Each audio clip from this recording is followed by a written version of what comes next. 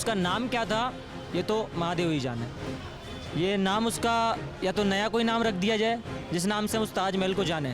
ताजमहल तो मैं उसको नहीं कहूँगा। प्यार की निशानी, तो प्यार की निशानी उन्हीं चूत के लिए होगी, ठीक है, जो अपने 22 साल के बाप की मेहनत और अपनी माँ के कोख में 9 महीने रहे और एक 2 महीने की आई हुई लड़की के लिए उन दोनों को छोड़ के और भाग जाते हैं, अपनी माँ और बाप के इज्जत का ख्याल नहीं रखते, उन्हीं के लिए वो प्यार की निशानी होगी। आज हमारे देश में कुछ ऐसे हैं जिनको गांजा सिगरेट दारू पीने से फुर्सत नहीं है, जिनको अय्याशी करने से फुर्सत नहीं है, जिनको लोंडियाबाजी करने से फुर्सत नहीं है। अगर वास्तविकता में मौजूद नहीं तो आप ताजमहल घूमना छोड़ दो, आप जाना छोड़ दो, आप देखना बंद कर दो, खंडर गिरा उसका रिपेयरिंग करवाना बंद कर दो। राहुल भाई से एक सवाल पूछ रहे थे कि ये अभी सवाल क्यों उठ रहे हैं, ये अभी सच्चाई क्यों दिखाई जा रही है। यहाँ एक ऐसी निकम्मी सरकार बन गई जिसने 5 बार शिक्षा मंत्री बना दिए जो मदरसा छापते। ताजमहल या तेजो महल, ये सवाल द ताज स्टोरी रिलीज़ होने के बाद अब बड़ा ज़ोरों शोरों से सोशल मीडिया पर पूछा जा रहा है, जहां एक वर्ग इसको प्रोपेगेंडा बताकर फेक नैरेटिव बता रहा है और बोल रहा है कि इस समाज में भेद पैदा करने के लिए इस तरीके की पिक्चरें जो हैं बड़े पर्दे पर लाई जाती हैं। पर वहीं एक पक्ष कहता है कि मुग़ल काल में तो सच्चाई बाहर नहीं आ पाई, ना अंग्रेज़ों ने दिखाया, पर अब ये आज़ाद भारत है और सच सामने आकर रहेगा। तमाम विषयों पर बात जानेंगे। पिक्चर देख कर आए हैं, कैसा महसूस कर रहे हैं, क्या ताजमहल बोलेंगे या तेजो महल के नाम से संबोधित करेंगे? देखिए, मैं ताजमहल तो बिल्कुल ही नहीं कहूँगा, ठीक है, और रही तेजो महल की बात तो जब तक उसका हमें इतिहास सही से पता नहीं चलता तो मैं उसको तेजो महल भी नहीं बोलूँगा, ठीक है। और रही बात की सच्चाई, उसका नाम क्या था ये तो महादेव ही जाने। ये नाम उसका या तो नया कोई नाम रख दिया जाए जिस नाम से हम उस ताजमहल को जाने।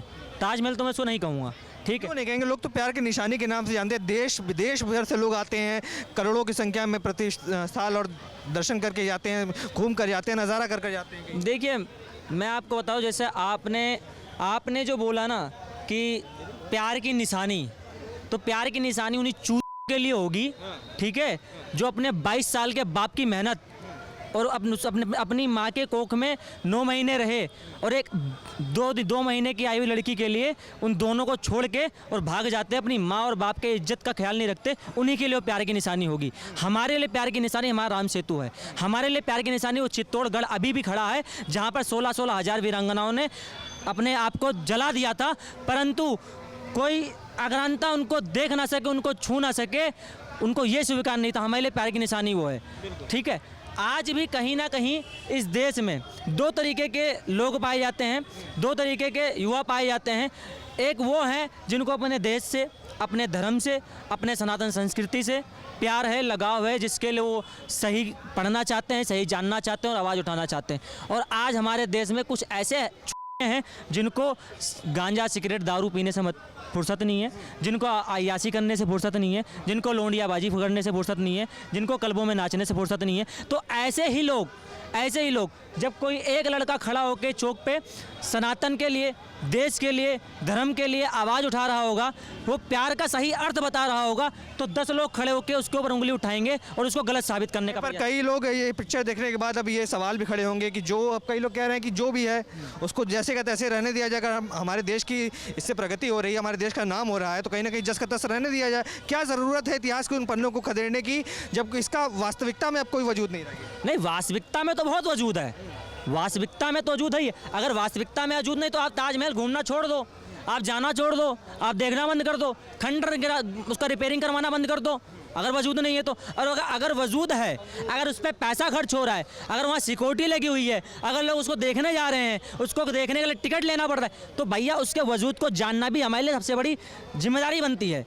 क्योंकि जो जिम्मेदारी इस देश, अभी आप राहुल भाई से एक सवाल पूछ रहे थे कि ये अभी सवाल क्यों उठ रहे हैं, ये अभी सच्चाई क्यों दिखाई जा रही है, ये पहले सच्चाई क्यों दिखाई गई। तो मैं आपको ज़्यादा नहीं इस देश की आज़ादी के कुछ समय पहले ले आना चाहता हूँ। इस देश में हमारा देश 1947 को आज़ाद हुआ, 15 अगस्त 1947 को आज़ाद हुआ। उससे पहले यहाँ अंग्रेज़ की हुकूमत थी, तो अंग्रेज़ों ने हमारे इतिहास को नष्ट किया, ठीक है। अब हमारे इतिहास को सही प्रकार से किताबों के माध्यम से जनता को, बच्चों को पढ़ाने और बताने की जिम्मेदारी किसकी होती है? आज़ादी के बाद जो सरकार बनी उसकी।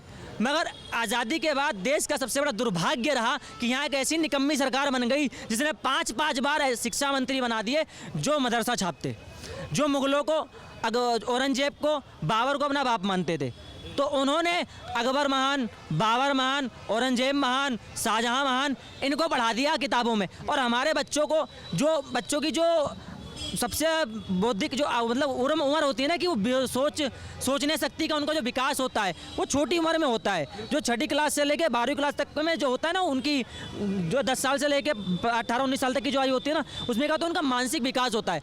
तो उन्होंने क्या किया, उनके मानसिक विकास के समय उनके दिमाग में ऐसा कूड़ा भर दिया है कि अगर आज अभी आप चौक पे खड़े होके औरंगजेब को गाली दोगे तो आपके धर्म के ही कुछ लड़के ऐसे निकलेंगे जो आपसे डिबेट करने को तैयार हो जाएंगे कि नहीं। अब ये सुधार आ रहा है, सोशल मीडिया का दौर है, सरकारें में भी बदलाव आ चुका है, तो क्या ये माहौल है बदलाव का? बिल्कुल सोशल मीडिया का दौर है, कुछ इसमें सरकारों का भी योगदान है। जो सरकारें ऐसी फिल्मों को बनाने के लिए अनुमति दे रही हैं, सपोर्ट कर रही हैं और सनातन की इस धरती पर सत्य दिखाने का प्रयास कर रही हैं, क्योंकि अभी तक सिर्फ और सिर्फ इस देश के सत्य को छुपाया गया है, सिर्फ और सिर्फ। और इस देश को अपनी राजनीतिक की रोटी सेकने के लिए जो चाहा वो इस युवा पीढ़ी को बता दिया। आप देख रहे हैं सौगंध टीवी, सौगंध वतन की।